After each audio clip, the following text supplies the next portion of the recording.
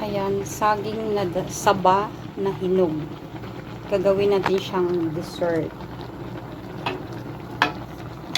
So, halo-halo po ito. Merong galing pang Pinas. Meron din yung binili namin sa may kabayan. Ayan. Hinog na ito.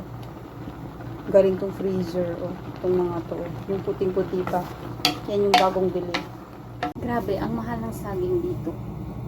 Magkano isang kilo? 15 real ang isang kilo ng saging na saba dito. Tapos, hindi naman siya masyadong yung sabihin mong everyday available. Bihira lang. Buti nga nag-live yung page ng Kabayan Supermarket.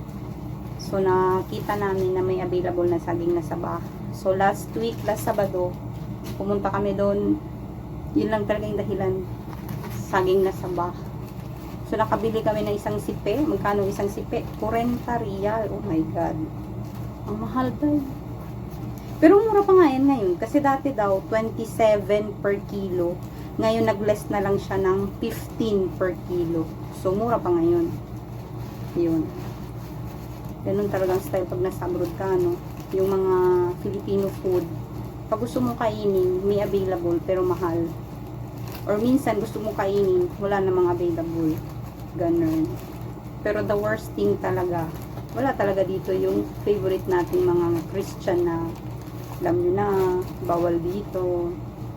Diba? Yun sana ang pinakamasarap. Kung meron lang dito, naku, why not? Pero not, hindi talaga. Not allowed talaga dito ang ganun. So, ayun.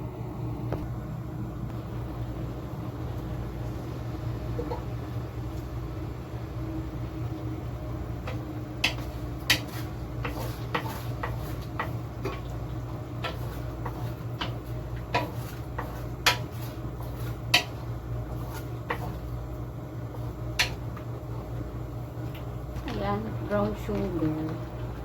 Kunti na lang. Siyempre, guwas na lahat ng brown sugar dong. Opo. Mulo na? Opo, nilagay ko na rin yung ano.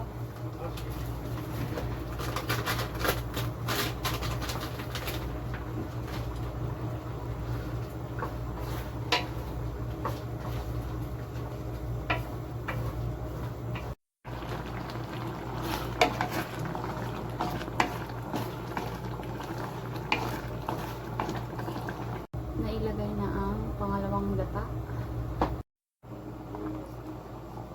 So, ayan. Nailagay na ang pangalawang gata.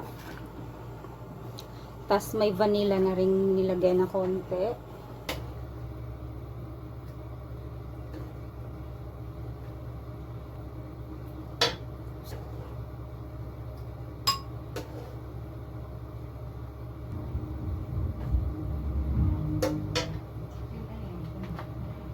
Let's eat!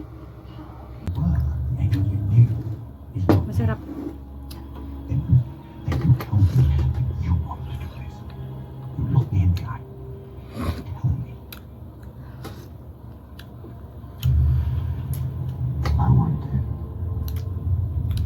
I long to destroy the blameless children of blameless Job.